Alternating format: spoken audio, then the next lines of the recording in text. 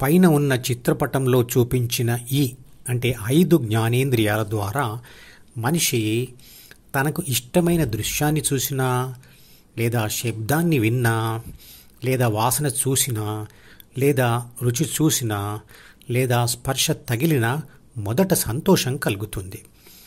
కానీ కాసేపటి తర్వాత ఆ సంతోషం తగ్గిపోయి తటస్థ స్థితి అంటే శాంతి స్థితి కలుగుతుంది. అంటే నిర్లిప్తత ఏర్పడుతుంది.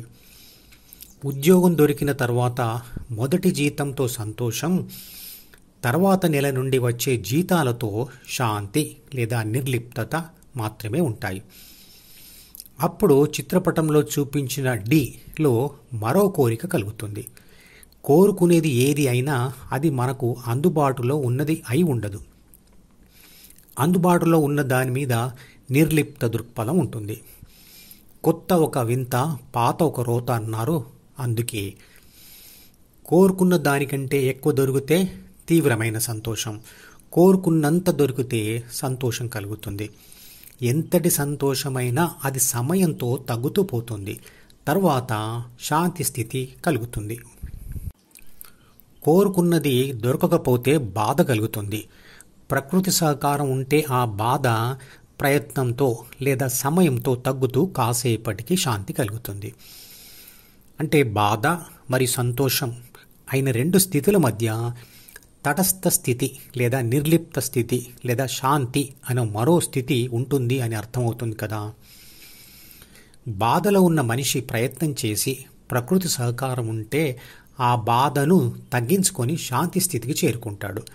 మళ్ళీ అక్కడి నుంచి సంతోషం కోసం చేసే ప్రయత్నం మొదలవుతుంది. సంతోషం కలిగి అది తగ్గగానే శాంతి స్థితికి చేరుకొని మరోసారి సంతోషం కోసం ప్రయత్నం చేస్తాడు. అంటే మనిషి శాంతి స్థితిలో ఎక్కువసేపు ఉండలేడు. ఎందుకంటే ప్రాథమిక మనసులోని 3 బాధ్యతలు మరియు 6 గుణాలు మరియు అహం కలిసి అంటే ఆత్మశక్తిని అంటే ఏబీసీ ధ్యాసని డీలోని కోరికల వైపు నడిపిస్తాయి. నిజానికి మన శరీరానికి సంతోషం కంటే శాంతి ఎక్కువ అవసరం.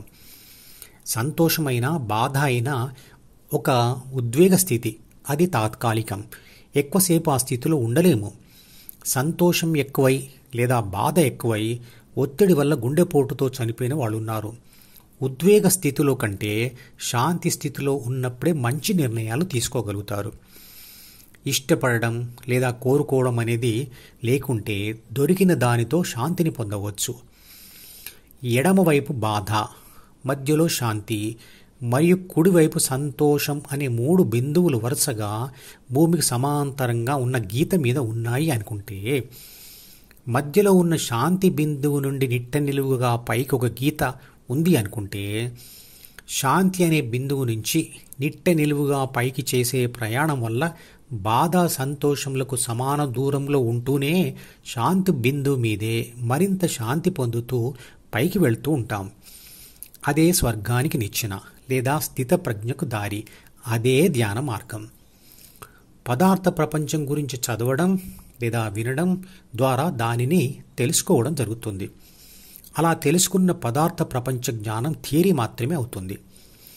కానీ చిత్రపటంలో చూపించిన ఈ అంటే 5 జ్ఞానేంద్రియాలతో ఆ పదార్థ ప్రపంచాన్ని అనుభవిస్తే వచ్చిన అనుభవ జ్ఞానం ప్రాక్టికల్ నాలెడ్జ్ అవుతుంది.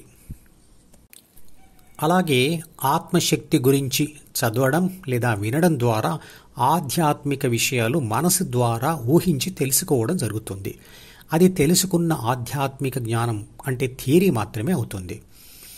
కానీ ఆత్మజ్ఞాన అనుభవం 5 జ్ఞానేంద్రియాల వల్ల జరగదు. ఏబీసీ అంటే ప్రాపంచిక ఆత్మ తన ధ్యాసను డిఈఎఫ్ను వదిలి హెచ్ అంటే హృదయంపై కేంద్రీకరించడం వల్ల ఆత్మ తనను తానే అనుభవిస్తుంది. ఈ ప్రాక్టికల్ జ్ఞానమే లేదా నాలెడ్జే అద్భుతమైన విషయం. ఇదే ఆత్మజ్ఞానం. ఈ అనుభవం పొందిన క్షణం నుంచి పదార్థ ప్రపంచమును తెలుసుకోవాలనే ఆసక్తి మరియు అనుభవించాలనే ఆసక్తి ఉండదు. మధుపదం యూట్యూబ్ ఛానల్లోని ప్రతి వీడియోకి ఒక నెంబర్ ఇవ్వబడింది.